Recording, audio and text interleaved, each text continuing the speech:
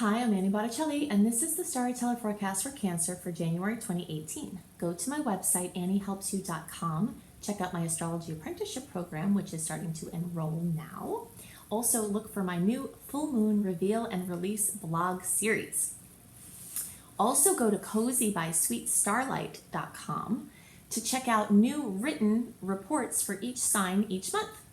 So I've never done that before. So this is new and they are succinct, unlike my videos. These are little summaries that usually focus on something different than what I'm talking about in the videos. So they're supplemental and they work together to give you a bigger picture of your astrological scene.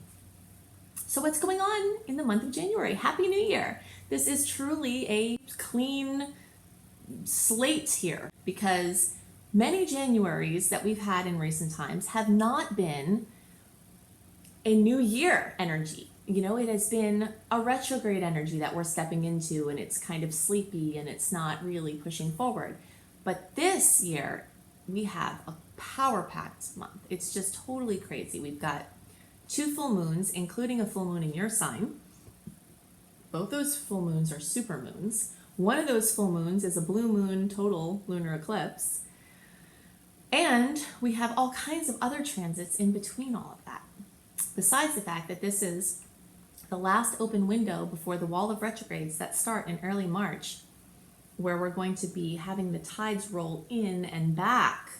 So this is a launching point. This is a crossroads. This is a major, major time. So I have made a very in-depth general transit report that will follow this specific Cancer report.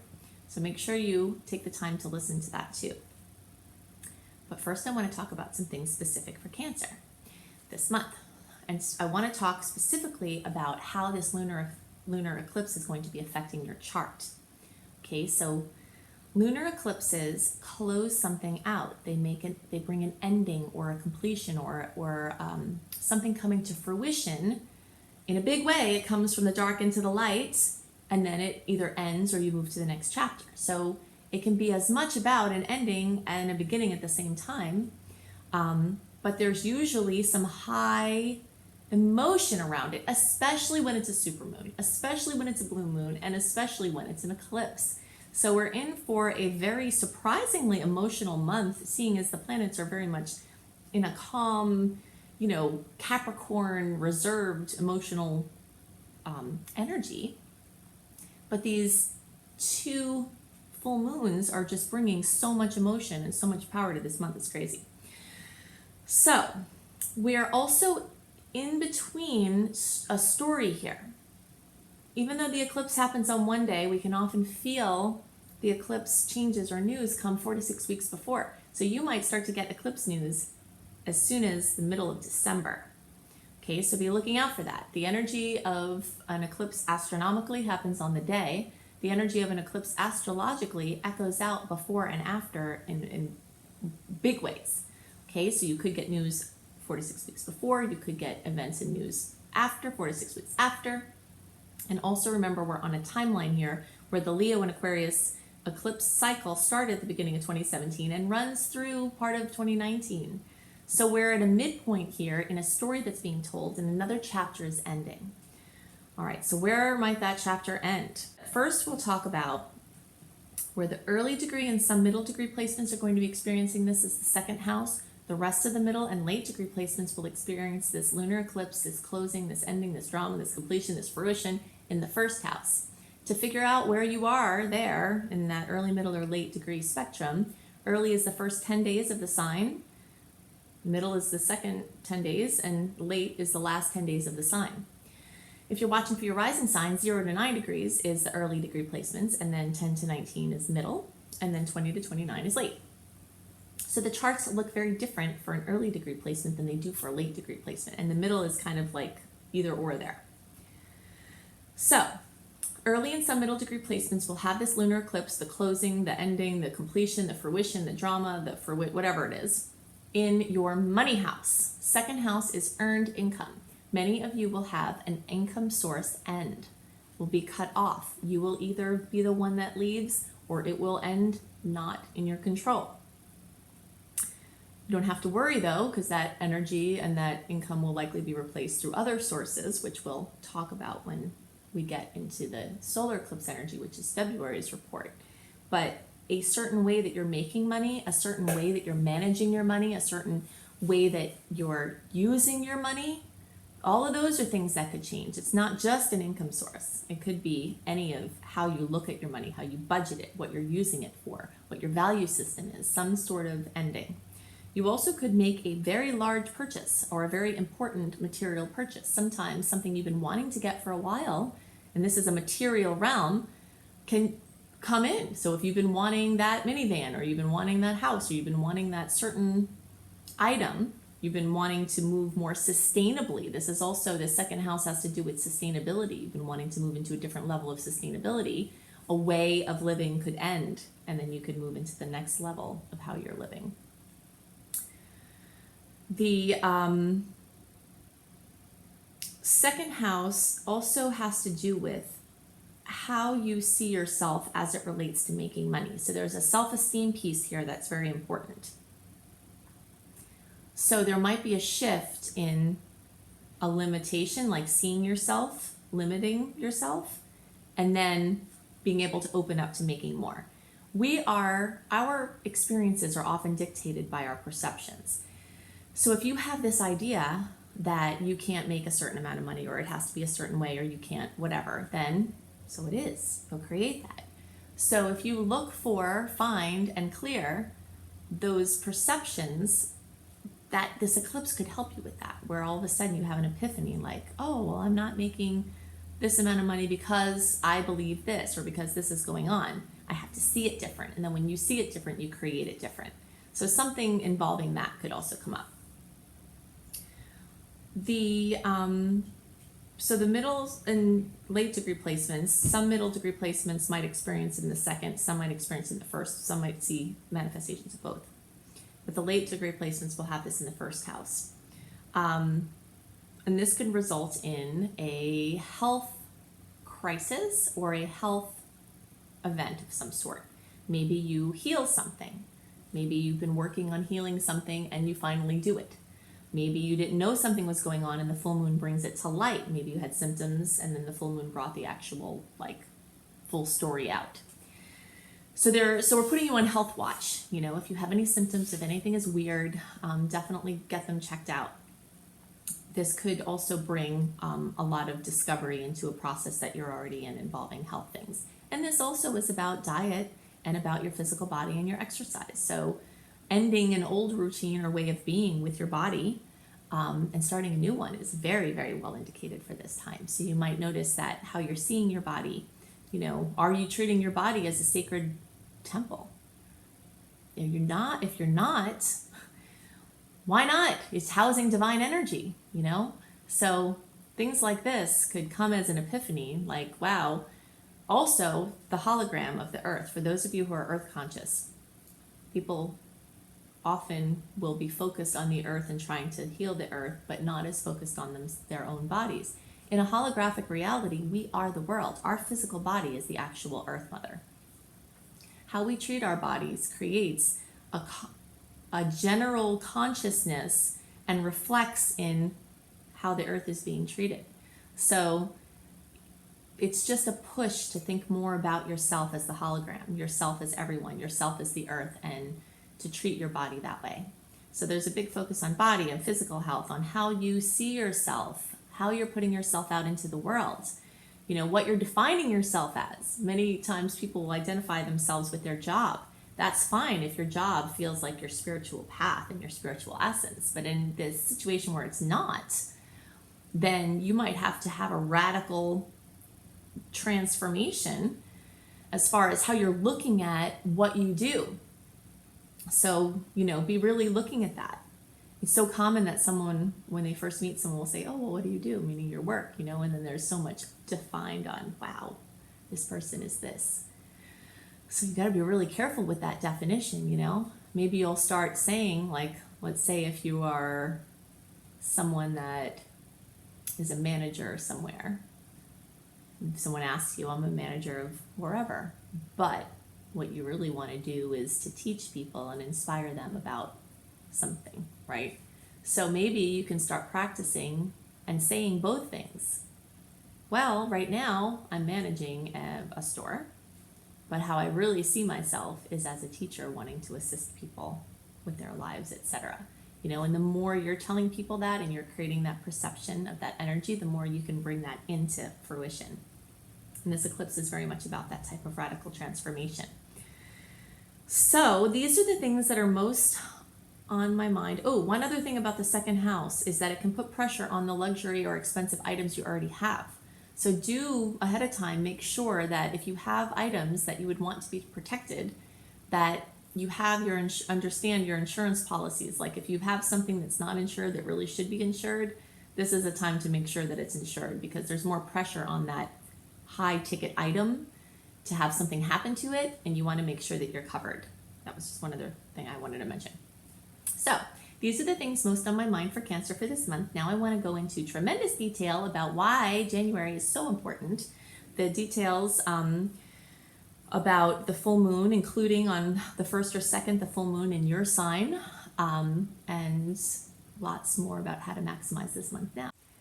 So the theme for the month of January for all signs is Once in a Blue Moon. This is such a power-packed month. It is so crazy. I hope that I can do it justice. There are so many things to talk about. And one of those things is a blue moon, which also happens to be a supermoon, which also happens to be a total lunar eclipse. So we'll get to that. But there are a lot of things about this month that are so important to know. The first piece of information is that this month will truly be like a clean slate and a launching pad as we think of a new year to be. Many Januaries in recent times, if you've been listening to my reports for years, you've heard me talking about this very often. Many Januaries are covered in a Mercury or another personal planet retrograde. And so we start out this new year with everyone expecting there to be this burst of new energy. But when there's the shroud in retrograde, it doesn't work that way. So this year is actually energetically new and open. It is completely free and clear of personal planet retrogrades after January 12th. We are still in the shadow period for Mercury retrograde that happened in December. But once we get up to January 12th, that shadow is completely past. And even in the days leading up to the 12th, there's still so much energy for moving forward. This period of time between January 12th and March 9th is very critical to understand in the scheme of the year. January is one of the 3 months, well, it's actually January, February, up through March 9th, where you don't have any personal planets retrograde. Personal planets are the ones closest to us. So the ones that go retrograde are Mercury, Venus, and Mars. When one of those planets are retrograde, we're in a phase of going backwards and inwards. Okay, so kind of the tide is coming in. Okay, the emotional tides are coming in. Everything is going inward. We don't want to launch our boat off of an island when the tide is coming in. Okay, that's why I spend so much time helping you understand these energies. So between March and throughout the rest of the whole 2018, we have Mercury, Mars, then Mercury and Venus and Mercury 3 times being retrograde. So if you're planning on getting something out there, I'm going to light a little fire under your butt, or big fire under your butt. If you are intuitively drawn that now could be the time for you and that this is making sense with your being, it feels right, take advantage of this open launch pad between January, February, and into March. So even though the shadow period doesn't end until January 12th, there are amazing dates within, like from the 6th through the 9th especially. I'll go into more details about that. That if you're feeling really ready to start pushing some things out, then that would be great. Okay, so now we understand that January is my favorite month of the year for launching things, for pushing things out, for starting things, for making new decisions, for, doing big things. It's also one of the only months in the year that the tides energetically are not coming in. So that's the first thing to know. The second thing to know is that we have 2 full moons this month. This is going to be a very emotional month, for better and worse. Sometimes emotions are high because something is awesome, like this full moon that we start out with, we start the year out with, January 1st or 2nd, depending on your time zone. We start out the year with a full moon in Cancer. So that brings fullness, completion, fruition to everything with home, family, maternal energies, mothers, mothering, houses, real estate, anything having to do with home and family and maternal energy. And for some people, that could be this wonderful coming together of family, wonderful family holiday time. It could be some culmination for some housing related thing. So it could be the emotional tides are running high in a positive way. It could also be some conflict or strife or drama or something coming to a head as it relates to one of those sectors. The second full moon is also, by the way, that first full moon, the Cancer one, is the first supermoon of the year. A supermoon is when the moon is closer to the earth and it looks like it looks bigger in the sky. Sometimes you look out at the full moon and you're like, oh my gosh, why is it so big? It feels like we're, on a different planet looking at a different moon. That is a supermoon. So we've got only 2 supermoons this year and both of them are in January. So if you understand that obviously the moon has gravitational effects on water, we're mostly water, the planet's mostly water, we feel those full moons. It's never questioned, even by mainstream people, that people are affected by the full moon, okay? It makes me bonkers to not see how people don't extrapolate out, like, okay, if we're affected by the moon that way, obviously we're just as affected by the rest of the planetary transits that way, whatever, but that's another topic. But either way, this full moon is a super moon, so it's going to be more emotional, it's going to be more powerful. The second full moon of the month, which is called a blue moon, and it's also a super moon. So we have 2 super moons in the year. We have 2 super moons in January. We have 2 full moons in January, and they're both these crazy, powerful moons. And the second one on the 31st is this full moon in Leo, which is also a total lunar eclipse, which is visible throughout a lot of the world. Pretty much everyone in the United States will have some view of this. Lots of Northeast Europe, Asia, Australia, Russia. There are many places in the world that will actually see this total lunar eclipse. So a blue moon has different definitions depending on who you ask. But one of the definitions is that there's a second full moon in a calendar month. All right, so that's the definition we're using here. Also, sometimes when there's a second full moon in a sign, that would be a blue moon. But in this case, we've got the full moon in Cancer and the full moon in Leo, and the second one is the blue moon. So obviously we have the saying, once in a blue moon. These blue moons don't happen very often. It takes a couple of years for that difference between the lunar calendar, which is about 28 days,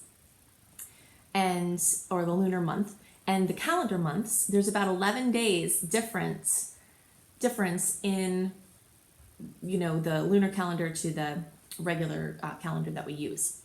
So when that lines up after a couple of years, a little over 2 years usually, that's when the blue moon happens. So this is a very special time. This is a very momentous time. This eclipse is going to remove things from our lives for better and worse. This is the end of an era for many, many areas in life. And we'll talk about, actually I did talk about that in the, where this might hit for your sign in the sign report before this general transit report. Okay, so some other input about the month of January is that we have dominating energies in Capricorn. So most of the personal planet energy is, moving into this Capricorn energy, which is steadfast, ambitious, practical, efficient. And it's interesting because Capricorn energies are very unemotional, right? But we've got these 2 full moons, these super moons with all of this emotion. So there'll be a lot more emotion going on compared to the general energies of Capricorn. Also boosting the Capricorn quotient here is that Saturn has recently, as of the end of December, moved into the sign of Capricorn, which is its own sign. So we talked about that in the report last month for December. So if you haven't listened to my December report, I talk about how Saturn changing signs will affect you. So Saturn moving into Capricorn is a whole new era of this, of the story of Saturn. So you can see this clean slate, this new start, this launching pad. And it's interesting because often eclipses will change trajectories. So although this is a really great open time for doing something, for acting on, doing something specific, launching something, the eclipses often change directions. So really tune into your intuition when you're feeling into what you're supposed to be bringing out and how many resources to put into bringing those things out. And do just expect some wild universal trajectory changes. So maybe you buy a house this month and then all of a sudden in a couple of weeks from the eclipse, you get a job offer somewhere else and now you have this house that you just got. You know, you can see there's a lot of that kind of energy going on where you're moving forward doing something, but then the universe takes you whoop over here. So that's going to be a pretty wild time. So let's talk more about the breakdown of the month. And you can get a written version of some of the highlights that I'm about to discuss when you go to anniehelpsyou.com and sign up for my email newsletter. Or you could also go to cozybysweetstarlight.com. When you sign up for the newsletter at either of those places, it's the same newsletter. Cozybysweetstarlight.com also gives you a written version of your sign's horoscope, usually focusing on something different than what I talk about in the videos. So it's a nice supplement. So when you go to one of those two websites, you can sign up for the free email newsletter, and a month before, just like I do these videos a month before, you'll get a written version of the dates to note, the energies that are happening on that day. So if you like to have that for your organization, then definitely go there and do that. So we'll talk about some of the highlights. Okay, so we talked about the full moon starting at the beginning. There's, on that same day, we have an amazing aspect with the sun in Capricorn making a nice aspect to Neptune. And this is a transit that heightens intuitive sensitivities. You know, it's dreamtime insights can be accentuated at this time. It's just a nice dreamy transit. So that's happening at the same time as this supermoon, full moon in Cancer. The other aspect that's happening on January 2nd is Uranus is going direct. Whenever a planet goes direct, there's always there's awkwardness. It's like when you're going to make a U-turn, you have to slow down and you have to going again and you have to get up to speed, and it's just very awkward. But this sleeping giant Uranus, the bringer of change, which eclipses always remind me of the energy of Uranus because they bring things out of the blue and they just kind of have sudden endings, sudden beginnings. And Uranus is very much like that. So now with Uranus awakening, there's this, it's the bringer of swift and radical change, and it's sort of getting its footing again. So expect things that have been working in the backdrop to really start pushing forward with this energy. Then on January 3rd, there's a beautiful aspect with Venus in Capricorn and Neptune. And this is a sweet romantic aspect. You know, it's their idealism blends beautifully with practicalism, and it's just a nice blending of opposites in a harmonious way. On January 6th, we have Mercury making a beautiful aspect with Uranus in Aries, and this often brings exciting news or innovative ideas. This is going to be a month full of news. News is going to come in from all kinds of different transits, for better and worse. You know, lots of surprises. So when Mercury and Uranus combine, this is a really good time to do technology-related things. We're still in the shadow of Mercury retrograde, the post-shadow. Like I said, you know, because at the end of December, it went direct. But until January 12th, we still have Mercury a little bit shaky. But starting around now, around the 6th, there's enough oomph forward that if you're feeling like it's time to get some stuff done, it's time to get a new phone, it's time to get a new car, it's time to launch your projects, you can start putting cogs in the wheel, moving things forward at this time. Also on January 6th, we have Mars in Scorpio conjunct Jupiter in Scorpio. Whenever we have a conjunction, there's a possibility for positive effects and there's a possibility for challenging effects. So, you know, Scorpio is this emotional, internal, deep energy. And so when you take actions now, because Mars rules action, it can go further because Jupiter is the great expander. It's kind of like taking your idea and then putting it on a rebounder and then bouncing it off even higher. That's the energy that Mars combining with Jupiter reminds me of. So again, this is another reason why I like this time for moving forward, especially with collaborations or Scorpio related things. Also, very close by on January 8th, we have the Sun and Venus conjunct with each other in Capricorn, and they're both making a beautiful aspect to Jupiter and Scorpio. So here we have Mars make a notable aspect to Jupiter. Now we have the Sun and Venus. The Sun rules your vitality, your creativity, and Venus rules love, beauty, and money. So they're combined in practical Capricorn. Okay, so that's amazing for business things. Then they're making a beautiful aspect to the expander of our world, Jupiter. So there are lots of opportunities to shine creative brilliance and make money doing it, and there are probably some romantic potentials rolled into that mix. On that same day, we have Mars in Scorpio making a nice aspect to Pluto. So this transit can expand the powers of penetration and focus and productivity, penetrating focus and productivity. So if you have to get stuff done, coming together to share or collaborate, it increases the potential. So you can see some similar energies coming together at this time. That's why I'm kind of giving a green light based on concurrence with your intuition that if you want to start moving forward now, even though we're not completely out of the shadow period, there's amazing opportunity to do that. Okay, so also this merging of Mars and Pluto with this nice aspect could come from joining or manifest in joining forces with either someone in a powerful position or powers of the unseen realm, so esoteric focus. On January 9th, we have the Sun in Capricorn conjunct Venus and Pluto, and the Sun and Venus making a nice aspect to Mars in Scorpio. So we've got now a huge lineup, all of these things that we see kind of piling up on top of each other.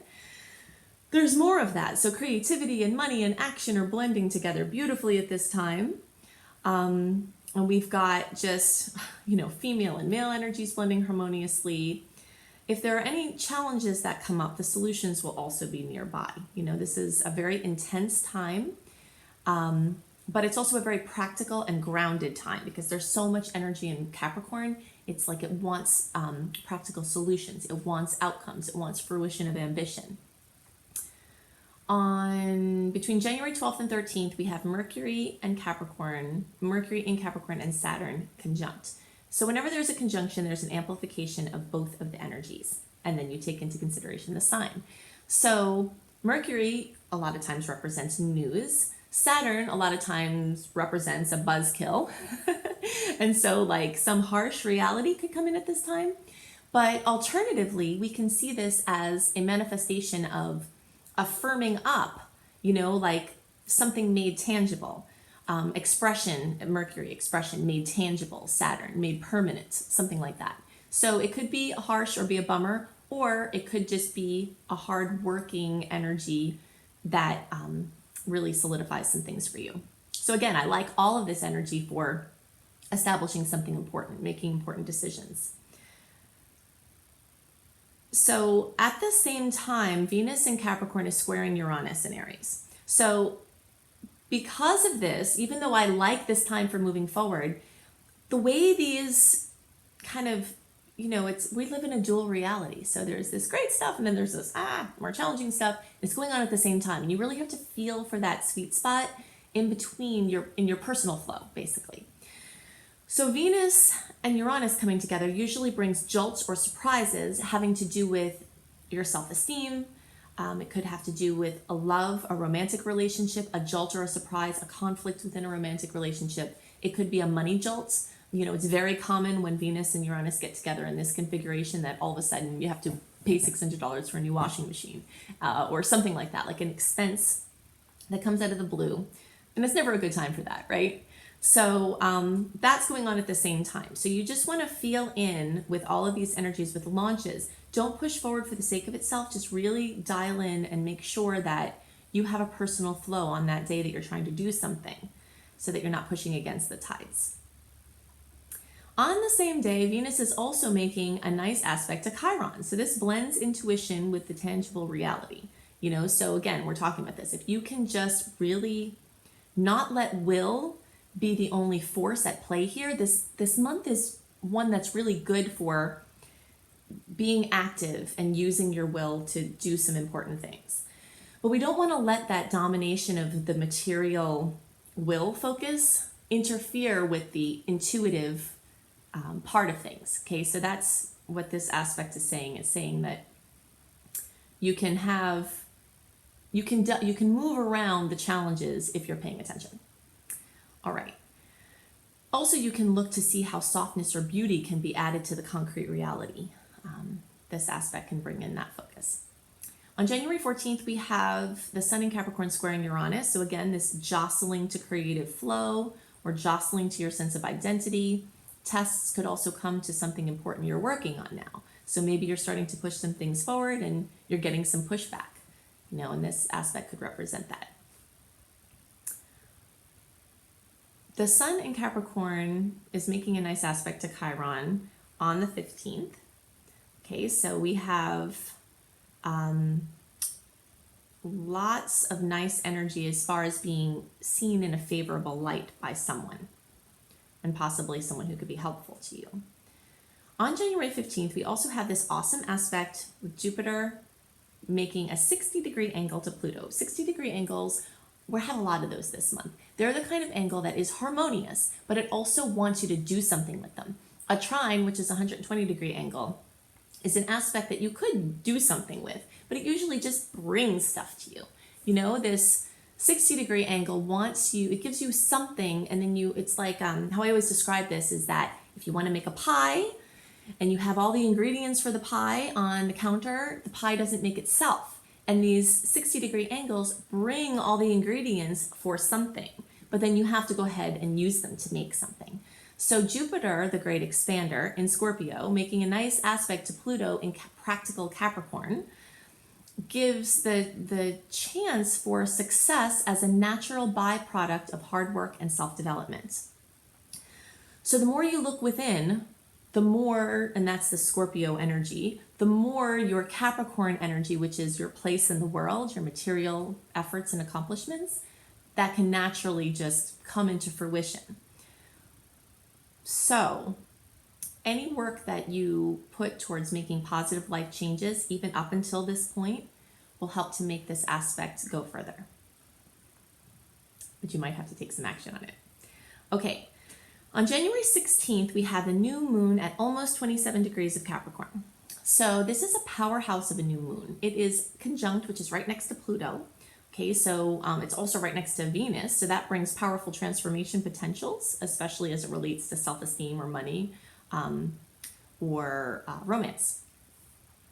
There's also a 60-degree angle to Jupiter, which expands the awesome potentials much further, but again, there might be an action required. Then there's a nice aspect, a 60-degree angle to Mars, which brings power into action.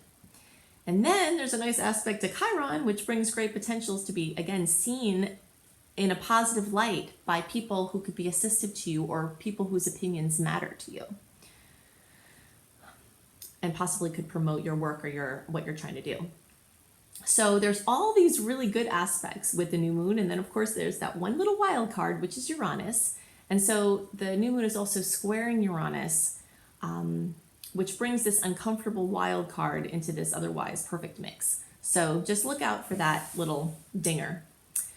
On January 18th, we have a beautiful aspect with Mars and Chiron, and this can bring major power to look for meaning and solutions and the chance for powerful and permanent healing of a fractured reality. Okay, so Chiron represents this fractured reality, this woundedness, this issue that is a plague for us.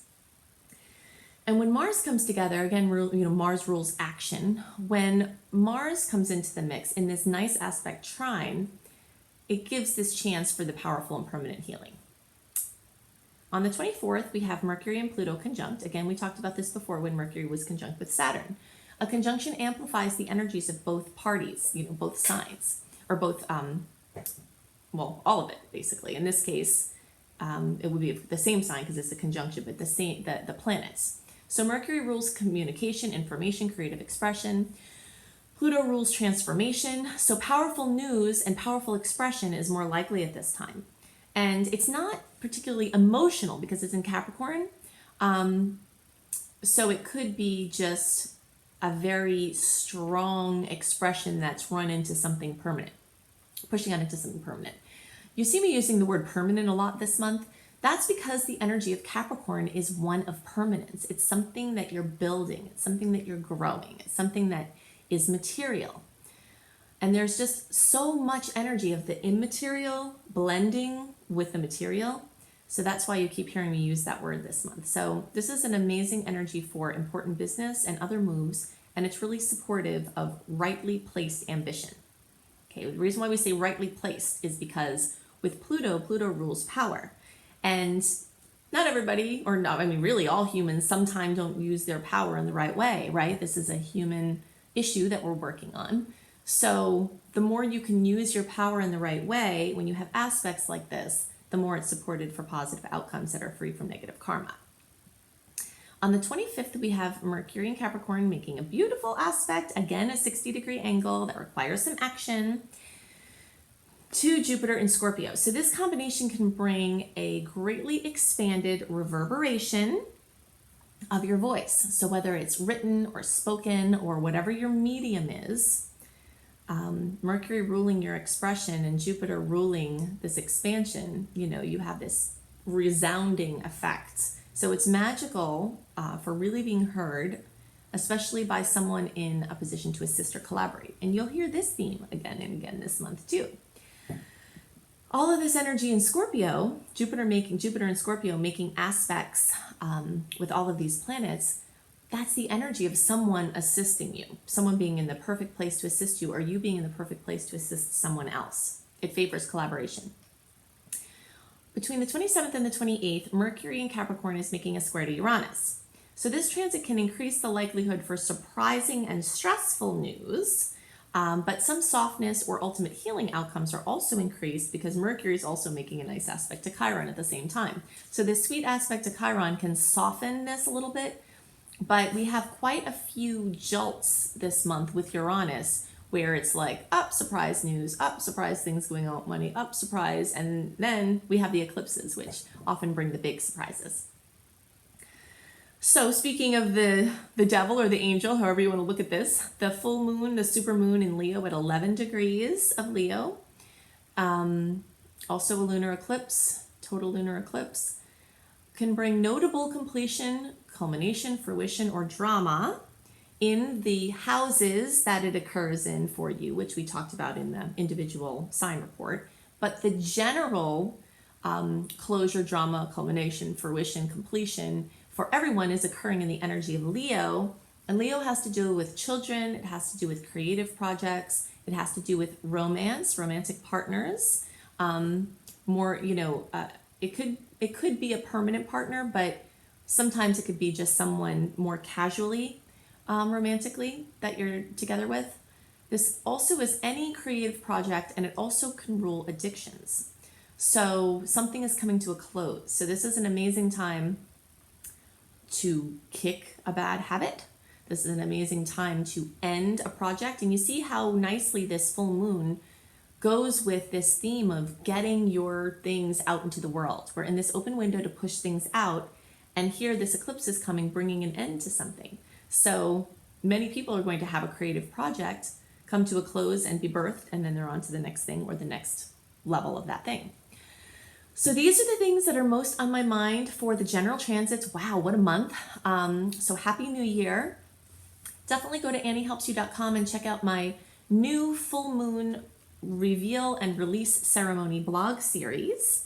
I'll have that for all the full moons now. You can also check out my Making Powerful Wishes in each new moon series, which is on anniehelpsyou.com. If you go to cozybysweetstarlight.com, you can see written horoscopes that are very succinct. I am not known for my succinctness because I'm a teacher of astrology and I love to teach, and so my videos are long. But on cozybysweetstarlight.com, the reports there are very short, very succinct, very well organized, very easy to take in. And they also include great reads for each month for each sign.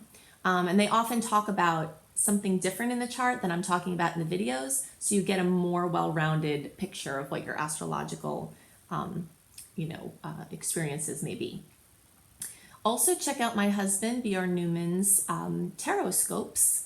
So you can go to iamhelios.com, iamhelios.com, to see what other additional information he might have for you with his tarot. So I hope you have a wonderful month, and I'll see you next month.